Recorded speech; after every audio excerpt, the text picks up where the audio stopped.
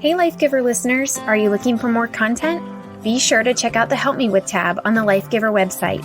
From topics like affair recovery to PTSD to parenting, our Help Me With section is designed to give you the resources you need most to breathe life into your service family. So be sure to click the link in the show notes below to find digital downloads, videos, and more. And be sure to join the newsletter, where each month you'll receive a personal note from Corey as she walks you through ways to create more margin in your life. As always, thank you for listening, and we are so honored to serve you.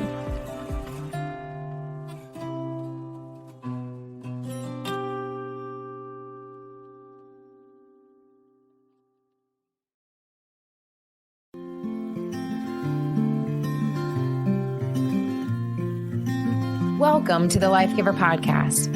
This is your host, Corey Weathers. I'm a clinician, military spouse, and advocate, and my co-host for this season is Sarah Foster, a first responder spouse, mom, and homesteader. Join us for Season 7, where we invite you into honest conversation about life, family, and home. So grab that cup of coffee or head out for a walk. It's time to reconnect with what matters most. Through all the storms, I'm by your side. Through days of warmth, I'm by your side. Like the stars and the moon in the nighttime sky, I'm by your side. Welcome to the Lifegiver Podcast. This is your host, Corey Weathers, and my co-host, Sarah. It is going to be the last episode of Season 7. You might, if you've been listening for a long time, you're probably going, what? Like, usually I do like 25 episodes in a season. Sarah and I have talked a lot about focusing on what matters most, that it maybe shouldn't be a million things that we're focusing on at once, but coming down to like, what are the most important things, and can it be really simple? So here we are. This is the last episode of Season 7. So Sarah, I just want to start off by saying, man, I have really, really, really enjoyed bantering with you and having you as a co-host. I've gotten a lot of feedback from people who just love listening to Sarah and her just spontaneous, funny comments that just make you burst into laughter, which apparently I've been doing a lot of that this season for sure. So Sarah, thank you for taking the risk and joining me this season. I'm glad to have you back. Yeah, thank you for having me. I've enjoyed it too. It just feels natural and fun, and it's been good to just have conversations with you. I think a lot of us wish that they could have conversations with you. So just to sit down and be like, yeah, let's talk about these things. And so I've really enjoyed being on, and I appreciate just you welcoming me in to it, and even listeners too, because I know I've secretly shared with you, like, what if everyone's like, get this girl out of here? Like, why do you have her? I'm like, we only want to hear you. Like, put her away. So big thank you to everybody who has allowed me to be on and listen to my thoughts as well. So I love it. And I appreciate the way that you've defined certain terms and kept me organized along the way. And I probably laughed more in this season than I have in any season, all combined. And so thank you for the joy in my life. But we were talking just a few minutes ago about like, how do we wrap up a season on reconnecting with what matters most? We've covered all kinds of things, like how do you create more margin in your life? We've talked about how to make really hard choices in order to create that margin in your life. How do you say no to things? How do you build community better? We've also had some like wonderful couples coming on and talking about like how they made choices in their life to not only protect their marriage, but also navigate their career while also taking care of their family and their marriage. And hopefully you guys have really enjoyed that. I've definitely enjoyed having couples on and hearing their story. So it's been a really thought-provoking season. And hopefully it's had some recentering effect on all of you that were listening. So Sarah, I would love to just kind of come to you. And, when we first started this season, we talked about defining this kind of full circle idea of like, there's so much imperfection in the journey and in living and embracing that imperfection and how we're not going to get it right. But there's also something about coming full circle to I think circling the wagons, Matt and I say that all the time, of like protecting your family and really defining your values of what matters most. And so I would just love to hear from you. Like, what have your thoughts been on the season? When you look back, like what stands out to you? What did you maybe learn? Well, I feel like this tends to happen, but I feel like once you get a theme, then, or at least for me, then I see it everywhere. It's kind of like when like you're like, I'm going to buy a minivan. And then all of a sudden you see Toyota minivans like everywhere you look, and you're like, I didn't realize so many people had that. But so I feel like with all that deep thought, because yes, I'm always in deep thought as well, that I just have been surprised, but not really, at how much I can tie into that theme of just reconnect and the thought of circling back. And more so, I've started to think like that it maybe isn't even just one circle, that I almost think of it as circular, like almost like a spiral, because I feel like as we've recorded these and I've had to think about those topics, and then I've also been just living my own life and seeing that same theme pop up, that I keep circling back to decisions that I made or commitments that I made, whether that's circling back to my marriage or circling back to the way we envisioned raising our children or whatever. I've had to like reevaluate and come back, because life is always changing. Mm-hmm. And so I feel like even that definition of reconnect, because as we started this podcast today, I was like, I don't have any words to define, because this is like the wrap up. There's like no definitions needed. But what was funny is when I was pulling out my notes, it just kind of fell out of my page. The original definition of reconnect, of like coming back to what matters most.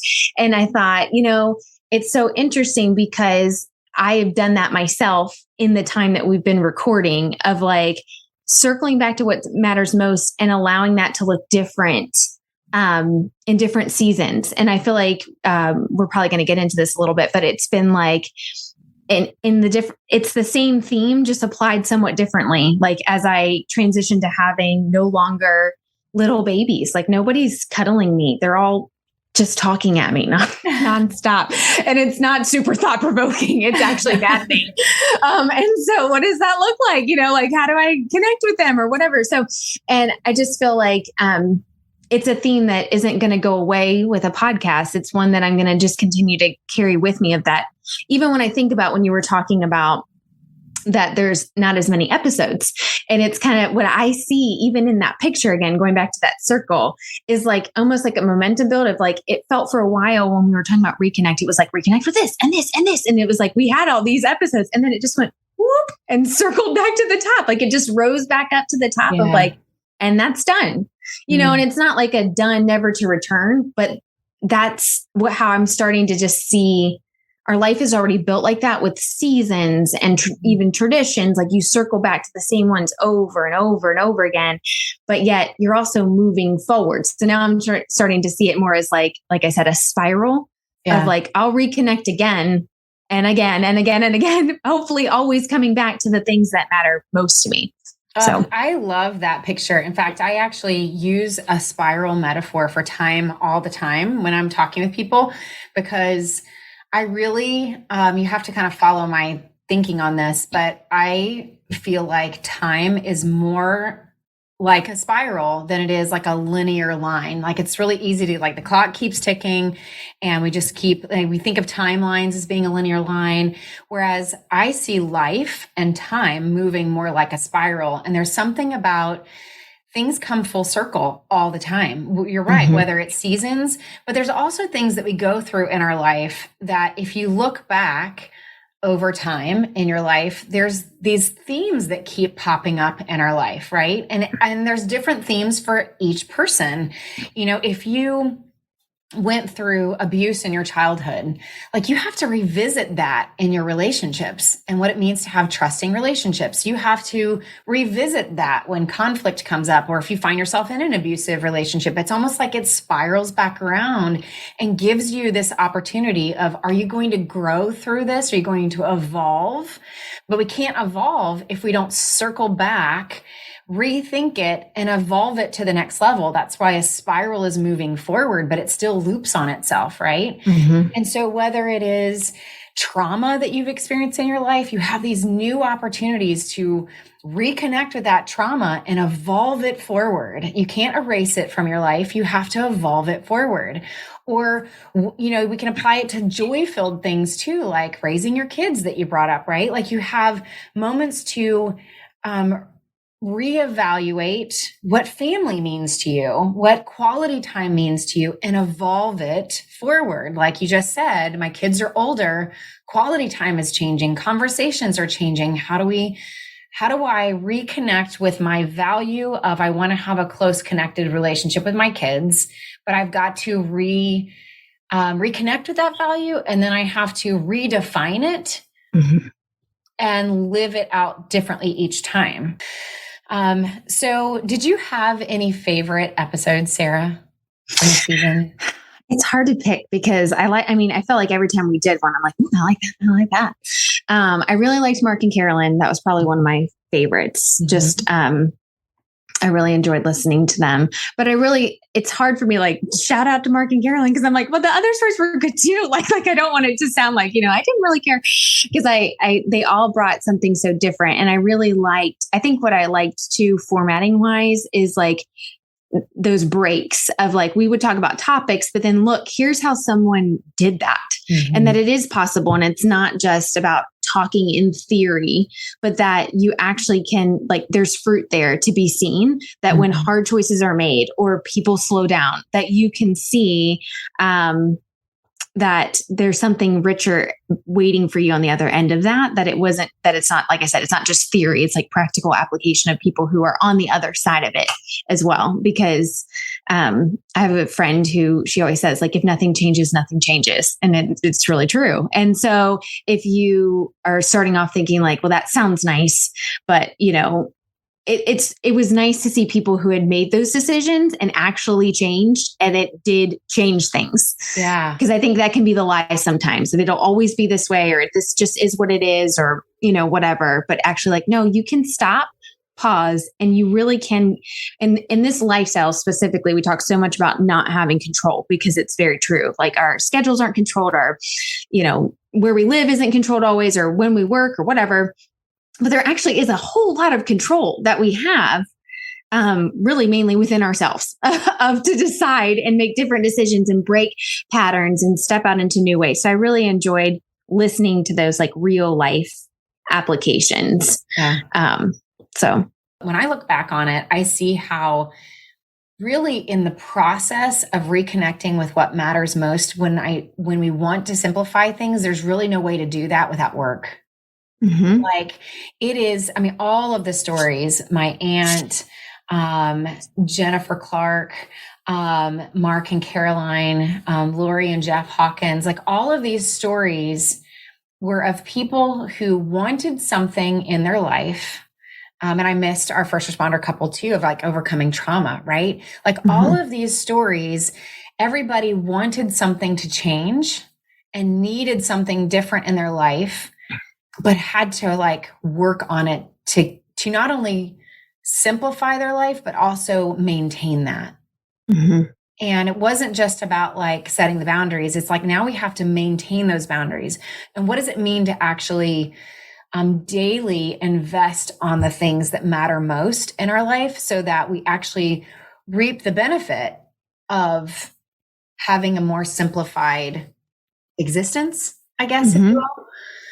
So that's what I look back on and I go, wow, like all of these stories of change that people are living in, they put forth the work and the effort to do it, to heal, to, Mark, setting boundaries at work and investing in his home, Caroline investing in her health and her wellness, Jeff and Lori, deciding like what were their values and then how do we hold to that, and there's great discomfort in holding that. It sounds like glamorous to like just be in an RV, but to like live that every day and not go back on that choice or do something different or allow discontentment to creep in or whatever, takes work. So it's kind of like what you said, Sarah, about even managing a homestead. Like it's a simplified life. And you and I have talked about that in recording these episodes, but also outside of recording, we've talked about like this great desire to simplify your life also has required a lot of work. Mm-hmm.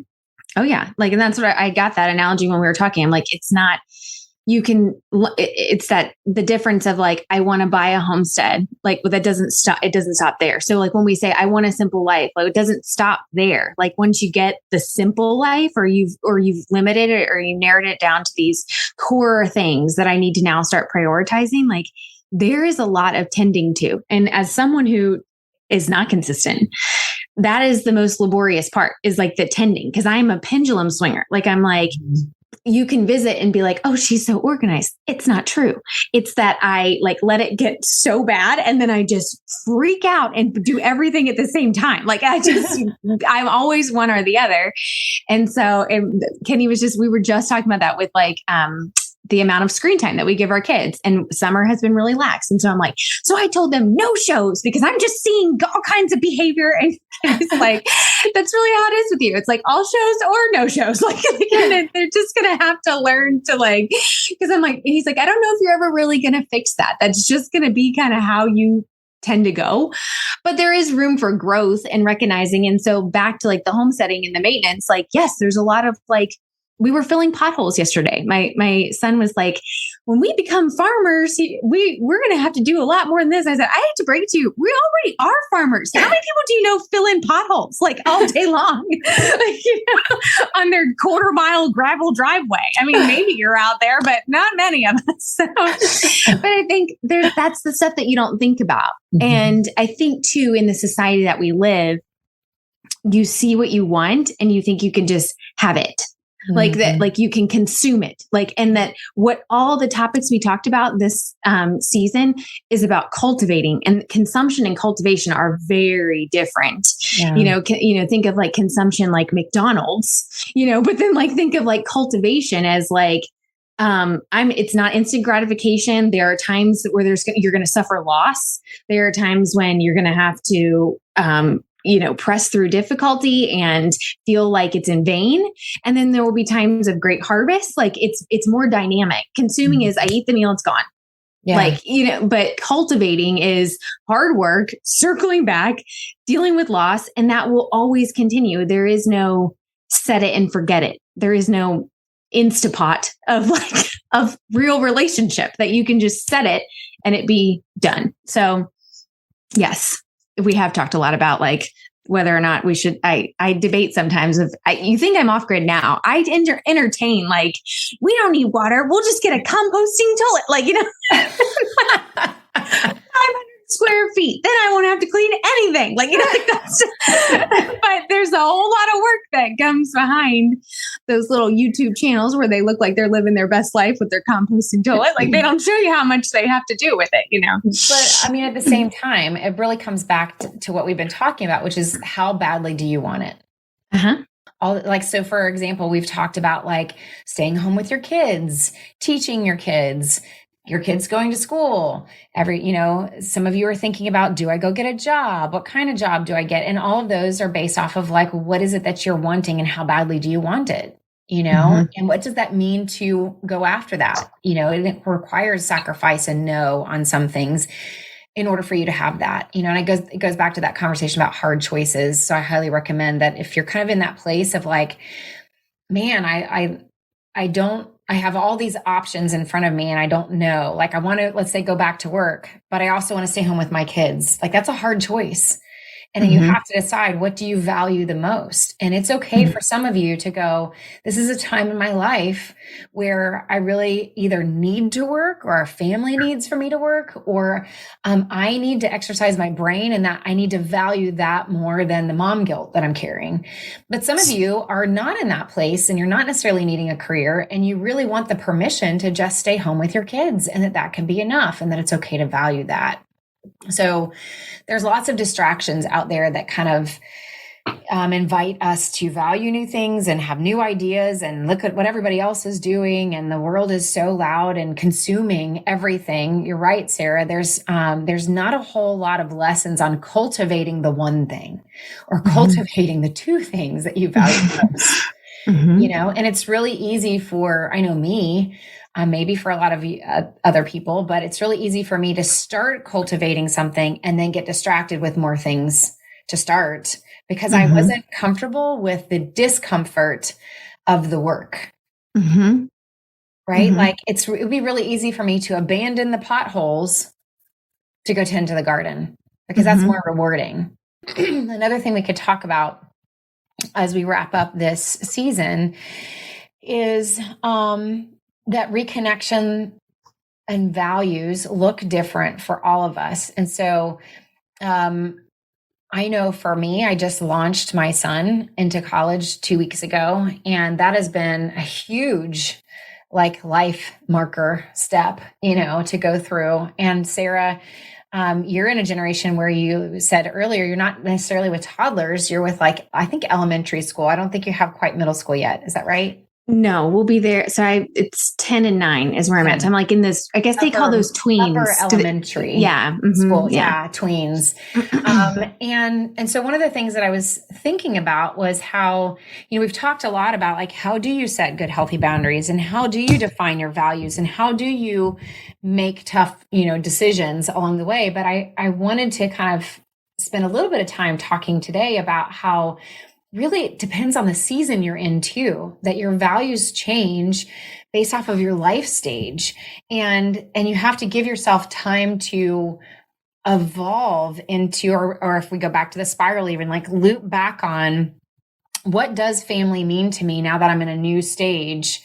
And how do we work together with other people at various stages, right?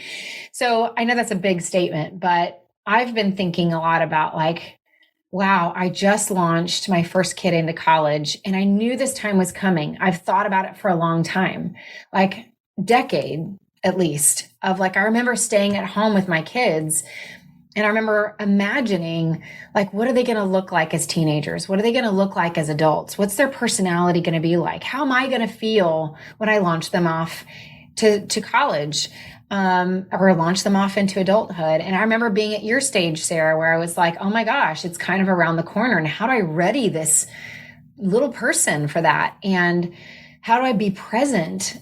And will they be ready? And I also remember even up until this last year going, did this lifestyle ruin my kids? Are they going to go into adulthood hating us for what we dragged them through? Or are they going to be traumatized from the difficulty that they've gone through because of it? And, and hoping that what I was saying to them in those tough moments of it's all going to be worth it. It will you're going to reach this point where you're going to be able to say my character is better for it. And really hoping that was going to be true. That they wouldn't you lied to me,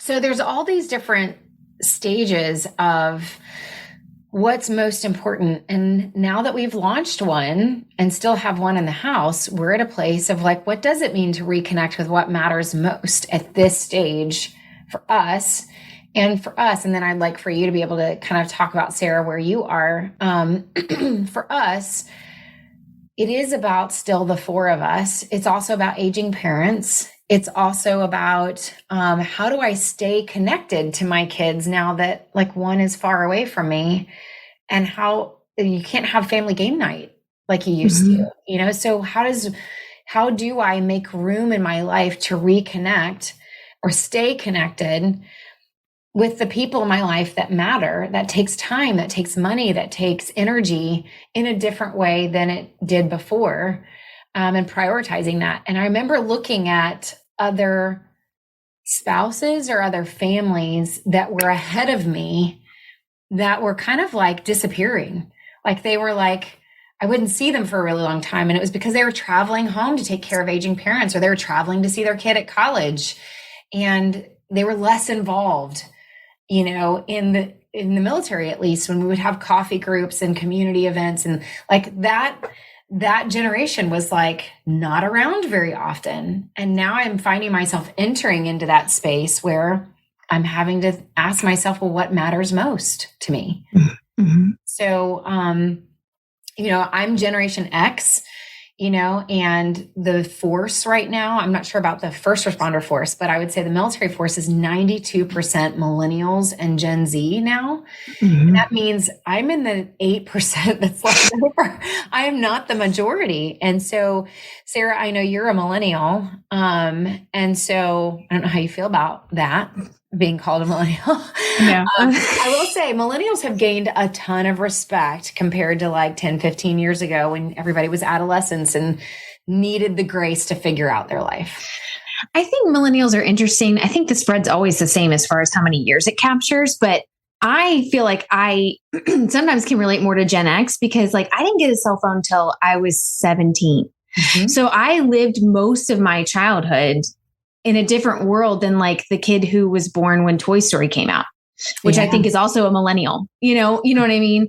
So yeah. And then I also have done kind of a study too, where I've thought, cause I have cousins who are like through and through millennial and they're not that much younger than me. But they grew up in more urban settings and I was in more rural settings that were like just countrified. We were slower. We didn't have a computer. That wasn't what you did. I watch movies now from the 90s. I'm like, people had computers? Like I didn't get Windows 98. Like I didn't so I think your income, like during that time determined, how much of that was influencing your childhood or your adolescence or whatever. But yes, I am a millennial. I don't know how I feel about it, but I am one. Well, I wanted to take a minute and kind of like talk through the different generations and what these different generations are valuing the most. And Sarah, I think you'd be surprised that although I would agree with you, I don't think that you are, and I don't know if I would even just, most people hear millennial and you hear snowflake, entitled, never left home. And that was the beginning descriptor of an adolescent or 20-year-old millennial, but millennials are now 40. So we have to remember that millennials are actually running a lot of the businesses. They have families now. And so just like any other generation, every generation has to learn how to adult, right? And so millennials have evolved past that, like what used to be labeled as the snowflake, entitlement. And I do think that history brings with it, how do you adult with, what millennials were demanding a lot of. And so I think it's shaped how they adult, but I don't think that they're necessarily coming out as entitled as everybody wanted to label them. So just as an example, I won't spend a lot of time on Gen X because, there's in the force, Gen X is starting to move towards either retirement or we're evolving into like second careers and that sort of thing. But just so that we have context, like Gen X, Matt and I shared this in one of the other episodes that we did, very clearly defined by raising ourselves, a lot of hard work and work ethic, and movies. Everything is shaped by movies like Goonies. Watch Stranger Things, and that's Gen X. So for me, what matters most to me, I raised myself. Matt raised himself. And so family dinners are everything. Spending time with our kids matters at this stage more than our jobs. Like we did the hard work. We've been a rat on the wheel. Like we proved that work ethic. And now we want to be with our kids. And I think every generation is feeling that in different ways. Then you've got your millennials, and millennials are circling back to family, and they're asking themselves, like, how do I raise my kids? And I'd love to hear your feedback on this area, because millennials they were shaped by the helicopter parenting of parents who were constantly present. And some of that came from the older Gen X who raised themselves. The older Gen X raised themselves. And so that translated, the pendulum swung. And so then they raised millennials, especially the older millennials, I want to be present in everything because I didn't have anyone present for me. Right. And that turns into helicopter parenting, and it turned into a little bit of entitlement. So I don't know what you feel about that, or what you maybe saw from your peers. Yeah, it is interesting because I think I'm trying to kind of put it together. Like the millennials that I know are the ones that are like I said, I'm more on like that cusp, like that line, that divider line.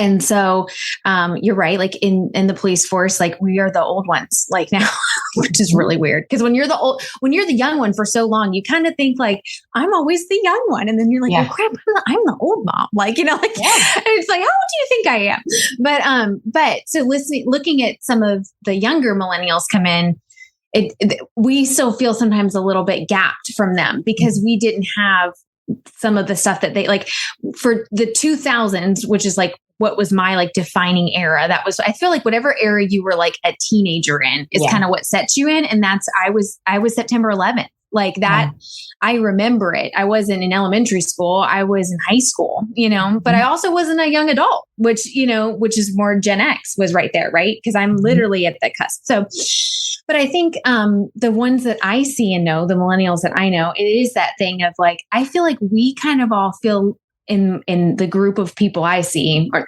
that I run in is we feel like we were sold a bill of goods and like go to college and then you have no job.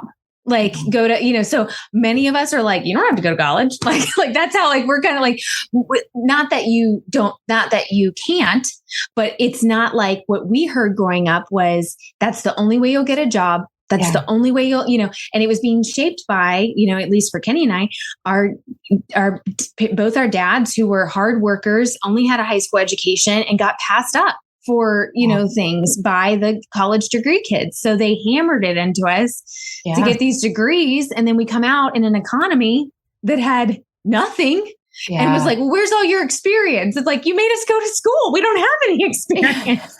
So, just that, like, so I think it was maybe that did force our generation to like grow up and not be so entitled and have to be willing to reshape, reform, and rethink the way we were being pushed and kind of maybe go back. Now I know my personality is to go back, but I think like you said, to say like, we'll just do it ourselves. If the system, everybody trusted all these systems and those systems failed us. Yeah. So now we are perfectly comfortable with rebuilding like different things and forsaking like tradition or forsaking the old ways for kind of this like, no, we're going to do something better, or we're going to actually at least think about why we're doing what we're doing. Because I feel like there wasn't a lot of thought in our raising. It wasn't a lot of thought as to like, you just go to college, you just do this, nobody's thinking, everyone's just doing this thing.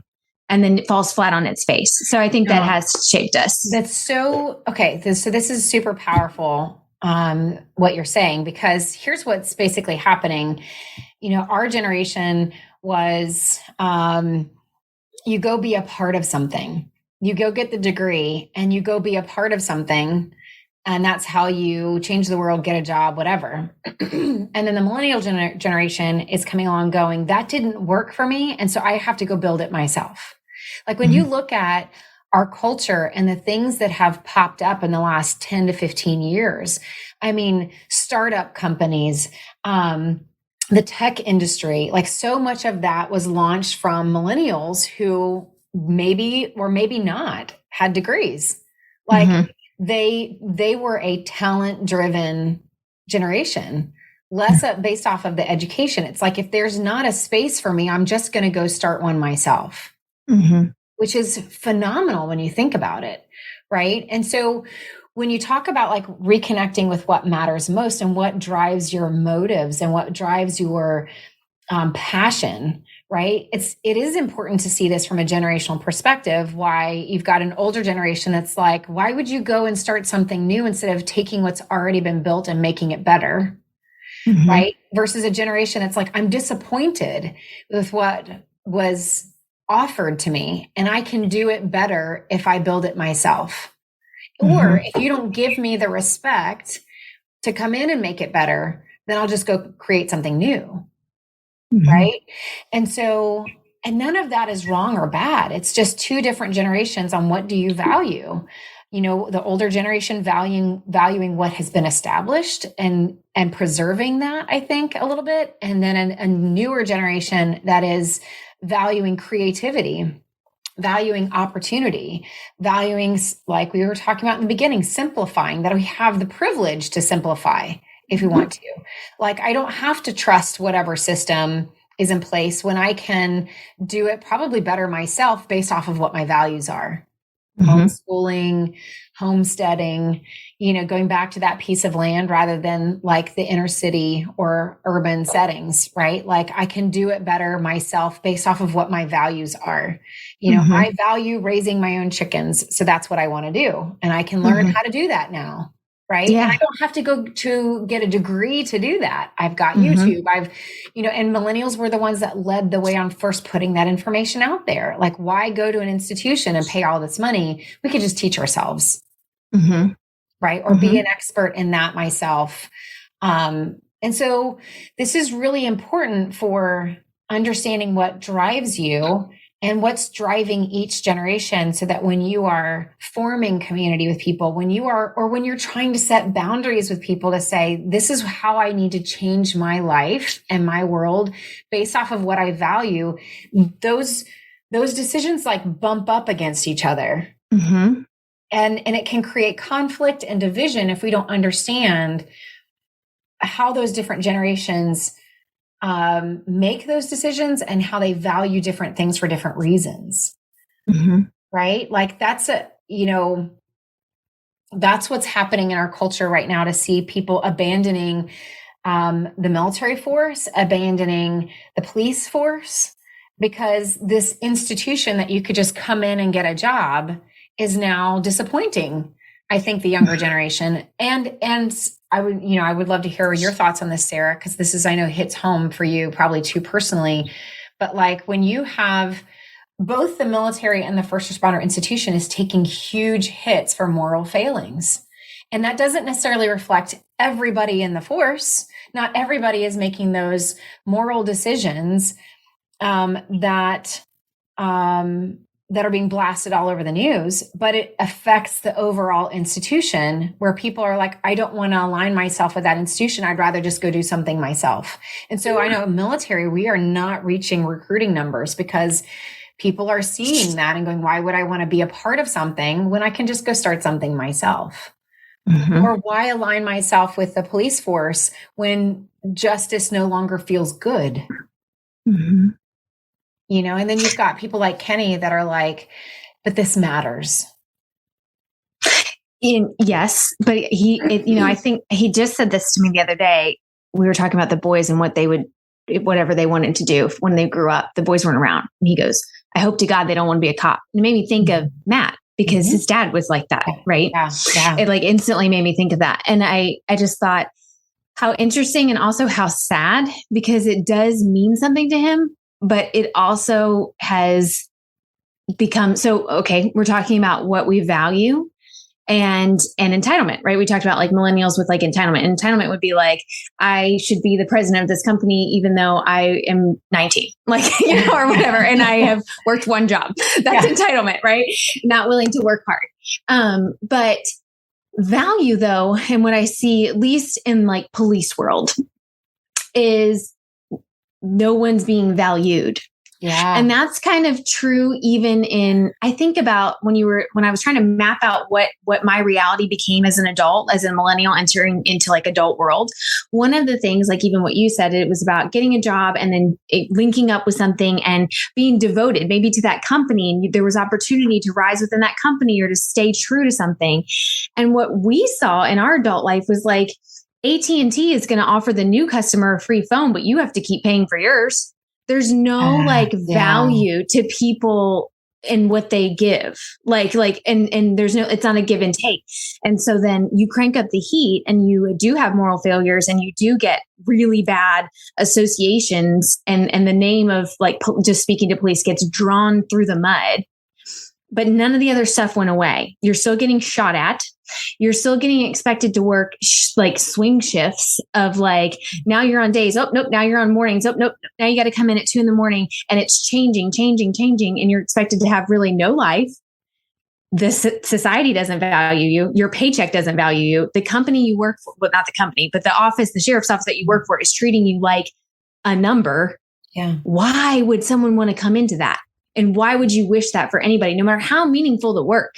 You get to a point where like that can only even take you so far of like the meaning ascribed to it, of knowing like, yeah, this is true and good, even if it's being misrepresented or it isn't being perceived as good. But yet you're a person, and at the end of the day, you can only take so much. And one of the things that's happening, that I was just talking about with another friend in law enforcement is, there's so if you want to leave your department because maybe you don't like what's happening, you try to go to a different one. The entry level position is that you have to be on swing shifts. So you got people who are like 15-year veterans that are like, I'm not working a swing shift. But I think you even have 20-year-olds that are like, why would I do that? Like, so you're going to give me $30,000 and I've got to work. I've got to just work whatever you want me to. Like I think there's these younger generations are asking, yeah, but do you value me? And there is a difference between entitlement and value of feeling like I'm not your slave. I'm not your commodity. Like, and I think those younger ones are maybe tired of that, absolutely. and asking those questions, Yes, absolutely. And add to that, Gen Z is already fueled and fired up with that same value mindset, because Gen Z is known as, sounds very sad, but it's true. Gen Z is called the mass shooter generation. Mm-hmm. And that's terrible, right? But they are already coming into the workplace like, the world is an unsafe place. The world is an untrusting place. And I have talent and I'm not going to just give it to anyone. And so like, I want to be treated better. Like I deserve to be in a school that I feel safe in, or I deserve to so they're coming in with a worldview that is oversaturated with information. So here's what I mean by that. You were just talking about, not feeling valued. Well, before social media and the internet and all of this information and the visibility, you enter a job and you don't know that there is toxicity of leadership, or you don't know that there's mistreatment until you get passed over for that promotion. Right? You give that loyalty, you give that work, you put your dues in, right? And then over time, you start realizing maybe what this organization is about. Maybe you're not a good fit for it, and you can decide whether or not you leave that organization, or whether it's worth it to work harder to try to get that promotion next time, right? Or maybe everybody is dealing with a toxic boss, right? And so it's just what you do. If you stick with it long enough, you get promoted. But what's happened is the visibility is so great now that you have it broadcast everywhere, the mistreatment. It's easier to know before you even enter the job what I'm entering into. It's why join the police force if I've got to wear a body camera, and if I get one thing wrong, it's I'm canceled in the cancel culture now. And people form their opinions about me too. The risk is much higher. And the cockroaches, if you will, the flaws in the system are exposed from the beginning.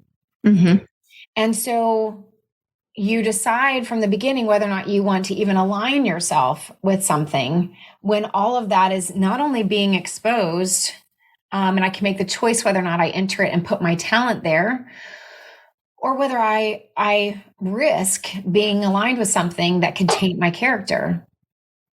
And like you're saying, it's just not worth it to a lot of people.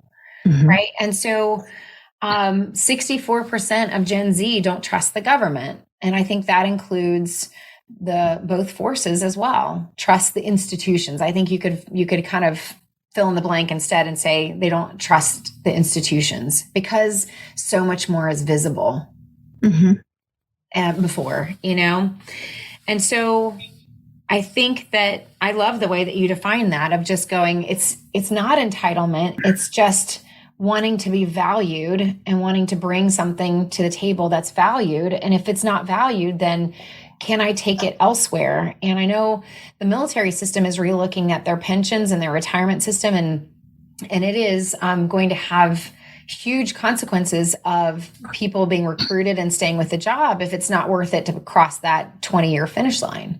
People would rather take their talent elsewhere. And so this is all goes back to our reconnect, because this is all about what matters most to you, and how do you make decisions of what matters most to you, and how do I take care of my family, and how do I make those tough decisions when we're exhausted and we're tired and we've endured some really hard things, And, I've heard you say it, Sarah, so honestly, and I have been so grateful that this season you've been honest with your feelings. I think it's opened up a lot of, hopefully, some eyes on the first responder experience and on relationships and what that's like to live that every day. But I think it also mirrors what I think the military families are experiencing too, of this has been really hard for a really long time. And it's really easy to get to a place of like, do I really want to do this anymore? Mm-hmm. Because my family has value, my wellness has value. And measuring that up against what is now visible in the system of like, what does it mean to put people first? And that's what I think millennials started to ask is like, we need to put people first here, families first. And I know the Army did a whole people first movement, but that's why everybody is experiencing some resentment on the military side of you said people first, but we're not actually treating people first. So now what does that mean? Mm-hmm. So I'm not encouraging everybody to just abandon your careers. What I'm trying to express here is there is an undercurrent of weariness and frustration. And I think that's what launched us into this season in the first place, Sarah, is like we're coming out of great trauma from COVID, great trauma from seeing our whole culture kind of implode and become divisive and attacking itself and mistrusting of itself, mistrusting generations that we're living with too. And it's just we're coming out of a lot of trauma that has made us ask the question, like, what really matters in my life? And what do I do about that? Mm-hmm. I guess it'll be interesting how it plays out, but I think it's something that I hadn't considered prior to you asking, like in this conversation of just being like, well, map out your adult experience and then tell me why you're doing what you're doing. And I'm like, it's really true. Like, it's a mix of a mistrust and then it's time to value things and value people. And that I think gets lost in a consumer driven culture because people consume people, and that just isn't going to work till people finally are like, you know what, I'm kind of tired of that. So I don't want to leave everybody with like, oh my gosh, things are terrible and I need to go to have a marriage discussion on whether or not we should quit the lifestyle. So that's not exactly what I wanted to present. The whole point, I think, of the Lifegiver podcast has been to have honest conversation about like, how are we feeling? What's the truth of what's happening? And then what do we do with that? Right? Like, how do we move forward? Because I always say, like, we're going to, somebody said they wanted to have a pocket Corey because I use that phrase, like, let's just sit in the pocket for a little bit. They're like, well, I'd like to have a Corey in my pocket, which was really funny to me one time. But like, there is like, we have to sit in the pocket of the truth and then we have to like move forward. Right. Mm-hmm. And so everybody is in a different season and a different stage. That's why I wanted to do a podcast with Jeff and Lori Hawkins on what does it mean to move into a different season and have your life not be attached to the service lifestyle anymore. And that's important to be thinking forward. And Jeff offered great wisdom to go, it will end. Like, you can't over-identify with a job so much that you crumble on the other side of it because you didn't think of who you were apart from that. Right. So that's really, really important. And it's great wisdom to have. And so the honest conversation here is to go, this is hard. Why is it hard? There is truth in the fact that we all come to this lifestyle for different reasons. And for different values. Some of you are Gen Z and you are coming into this lifestyle because it offers financial security and jobs where you would have otherwise struggled. Like, I'm shocked that my son is considering signing up for the Air Force, but his reasons are, hey, like, they're going to pay for my college and I'm guaranteed a job. Yes. And I only have to give 4 years. Okay. Like, and that's a lot of Gen Z right now, is the benefits and the security, but not necessarily long-term loyalty and job security. It's just the initial launching of possibly a little bit of that consumer mentality of like, before I have a ton to offer, I'm willing to consume what you give me, which is the job, right? And the benefits. And so it is Gen Z coming into it for that reasons. Millennials, I think, are still trying to improve it. where they can. I think millennials are staying in it because they have some, like, I think where you are, Sarah, and your family, where we've been in it for a while. So it feels uncomfortable to just leave it, right? Because we're not quite done with it yet. What can we do to make it better? And if we can't, then we'll launch some other things on the side that makes us feel like we have some control and that we're doing things in other ways. Homeschooling, nutrition. There's so many physical fitness. Like there's so many things that I think millennials have done a great job launching and saying, I can do it better than what I've seen. And there's some of us that are Gen X that are like kind of nearing the end of the finish line. And there's no way we're going to leave an institution, even if it has its flaws. And there's probably a lot that are even older than me that are going, why are we even talking about it anyways? We should be hiding it, right? Which is not always the best answer as well. And so it's about having the honest conversation. And then what do we do with the stage of life that we are currently in? I don't think it's ever worked for anybody to just abandon things impulsively because of our emotions. Like that is not always the best way to handle frustration, right? We want to be wise with our decisions. There are seasons of life where we do have to put the hard work in before we're going to see like going back to your cultivation, before we see the product of it. And a career is very similar. Some of you who are just launching into the career, you may have some time to adjust and say, you know what, gardening is not for me. Farming is not for me. And you may look at this lifestyle and go, this lifestyle is not what we thought it was going to be. And we have time to adjust and go do something different. And others of you have been in for a while and you're like, I'm not getting good zucchini this season. I didn't have good zucchini last season, but we are thriving and we're okay. And me or my spouse love the job and we have a passion to do it. And there is joy in the cultivating. It's just a really hot summer.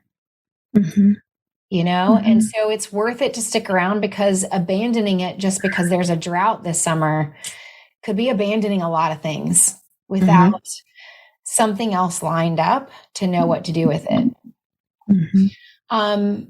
But there's also room, depending on which generation you are, there's room to still make your world better with the strengths that you have individually and the strengths that you have within your generation. Like my generation, Gen X, it's okay to say out loud, it's not okay for it to stay this way. I don't have to abandon it, but I also have to speak the truth. And what I am seeing is that when Gen X are speaking the truth, everybody is very relieved. When we are in a room and we go, families are struggling, teenagers are struggling, we need more resources, we need better care for people. Everybody is nodding in the room and saying, thank you for saying it out loud. Thank you for at least valuing people enough to start the conversation. And I think millennials are saying it shouldn't be this way. And this is where I had this thought this morning of interesting that millennials are now, I think, leading a lot of both the first responder culture and the military culture. They are now in leadership. And here is where the millennials have to be able to say, as leaders, what does change look like so that we don't lose these institutions completely? If we are going to actually be leaders, what does change look like? How do we change it for the better? How do we say, yes, something does need to change. People do need to be valued. And we've got to rethink some of this. But here is a question I've been pondering. I'm just curious if millennials were raised to not have a ton of accountability. For example, going back to the original label, millennials were raised with and I know this was people making fun of millennials back then, but if everybody got a trophy, right? And there was really not a ton of accountability. And having to lose or get things wrong and fail and evolve, going back to the spiral, if we didn't have to do the hard work to evolve and develop a depth of character and get better, we could just quit the sport. and go do something new, right? Then we have to have the character development to say, how do we allow ourselves to be held accountable to evolve? If like things are going to change and get better and you want it to get better, instead of quitting, how do we say, I'm going to make it better? And then be willing to be held accountable and stick with it long enough to see change happen. Sarah, your thoughts on that as a millennial? Because that's a really tough, like, oof. Well, I think when you're saying that is I like it because certainly those are themes that I see in my life. Like I wouldn't have thought I still grew up in like very blue collar, like you do work hard. Like I had like 3 jobs, like always. And no one made me do that, but I was like, why not? Like, just keep getting the money, like, or whatever with your little $5 an hour or whatever it was. But I think like those are themes that I feel like I have, had to revisit in my life of like, what was I expecting? And, am I expecting it to never be hard? And do I just quit when it's hard? Like, and I feel like that is a message to that maybe specific generation. And I do agree. I mean, you're always going to get varying degrees of how people were raised in that generation. And so maybe that was going on maybe more at the school, but I necessarily wasn't raised like that in my home to just quit whatever. But I think it is true, like that you don't have to necessarily even if that is like where you struggle, like maybe that is how you struggle of like, you want to bail anytime it gets hard. And maybe that does speak to your generation. You also, as a person, like you said, you can evolve and you can make different changes. And honestly, that's maturing.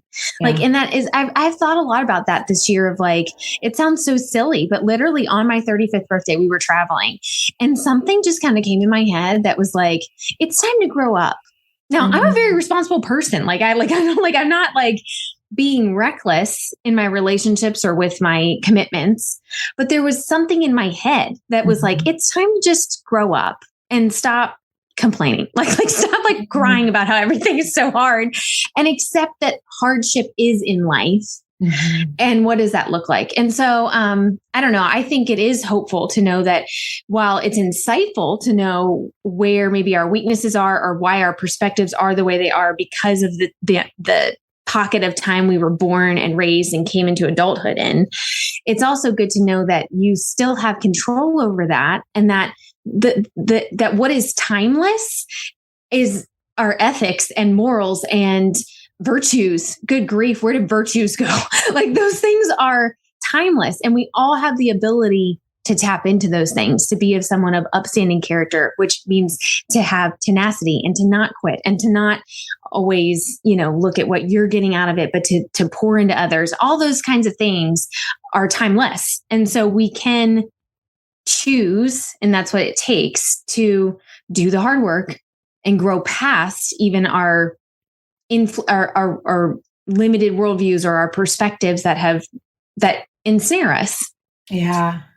And I want to encourage everybody that when you are trying to change something, be aware of the generations that are around you and how they receive your ideas for change. It's not that everybody is unable to change.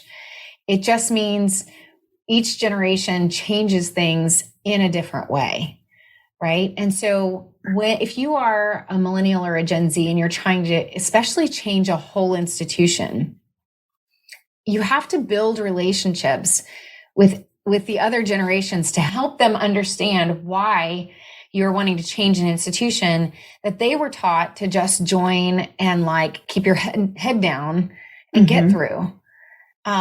Or that invoking change too soon can be interpreted by older generations as disrespectful, because older generations are going to say we gain wisdom from people above us, whereas younger generations now are saying we have a lot to offer and we expect this to be a two-way conversation. And so it's not that it shouldn't evolve. It's not that it shouldn't change. Change has to happen. And that's what every new generation is meant to do, is to evolve things. But we can't evolve things in a silo or in a vacuum and just expect everybody to get it, right? We have to form relationships. We have to learn communication. We have to do what I think we've lost, especially since COVID too. Add COVID plus social media and you stir it up in a pot together, and everybody's not even sitting across the table from each other anymore. We're just demanding things and expecting everybody to agree, right? We've got to be able to have conversations with people and go, this is why something needs to change. Here's how I'm proposing it should change. What are your thoughts or questions on that? Right? And then let that older generation offer the wisdom of, we either tried that before and here's what happened, or here's how we almost did that before and here's the lessons learned from it. Right? Or here's how we can help you. Like, here's how we can help you with that generation that's really hard to get on board. Let us be those influencers with those other people in the generation. So there has to be conversation instead of forcing things or just expecting things. And I don't fault everybody for wanting to try. I think really the ultimate root issue here was what's happened to us with COVID, isolating everybody and being oversaturated with an information generation of just, we have access to so much information that's shaped our culture in new ways. And we can speak from all of our soapboxes. But then what you have is a whole community and culture all standing on their soapboxes, but nobody listening. So you have incredible things to offer, and there's incredible ways to shape the service lifestyle, whether you're on a first responder side or a military side, but you cannot do it in the absence of building relationships. And that's where you have to decide, going back to reconnect, what do you value more? Do you value more correcting or changing the institution or people? Because everybody got into this for people and a job, right? But you're in it probably because you needed your family to be taken care of. And so we do that through relationships. So I know this one was a little bit of a heavier one, but I think that it was really important to kind of have a whole season on, like, how do you figure out what matters most to you in your life? But I mean, what a way to kind of end this season with whatever matters most to you. I think we could all look back over the season and say, really, I think it's all come down to people, our family, ourselves, and taking care of ourselves. But it's also each other. And so if you need to make some life changes in your life, I would encourage you to sit down and write down, like, what is most important to you and why? And then how does this lifestyle fit into that? And you might be in a season where, you know what's most important is my toddlers or my kids needing the medical benefits that, let's say, the military offers. And so we're going to have to endure some tough things, but that's what we value the most, is having that medical care. And it's worth it to put up with whatever the lifestyle might be handing us. But you might be in a different generation or a different season of life where you're like, you know what, I've given so much to this military lifestyle, and I'm going to cross whatever finish line that's here for me, but I'm tired and I'm weary, and I need to reconnect with rebuilding myself and investing in my older kids or my aging parents. And so that's what I need to reconnect with. That's what matters most. And so I might be distancing myself a little bit from this lifestyle in order to focus on those things. And that both of those are good. Sarah, thank you for the extra time today. Thank you for always bringing such powerful metaphors and your deep thoughts, and your countering my bantering back and forth. Thank you for joining me this season and opening up my eyes to your world too, not just your homesteading world, but like your first responder relationship and family and lifestyle. And I hope everybody that's listened to you this season sees that police officer or that firefighter or that EMS worker and just offers that grace of how much you guys offer our community and how much you've been through in the last 2 years, and that you guys also need relationships, and you need friendships, and you need kindness. And so thank you for inviting us into your world this season. Well, thanks for having me. Thank you for listening to the Lifegiver Podcast. We keep things pretty simple around here and don't include sponsors so that you can get our focused attention. So please subscribe, leave us a quick review, or share it with other service families you know. If you would like more information or want to connect, you can find out more by going to CoreyWeathers.com or life-giver.org for tons of content and resources, and encouraging you to create more margin in your life as well.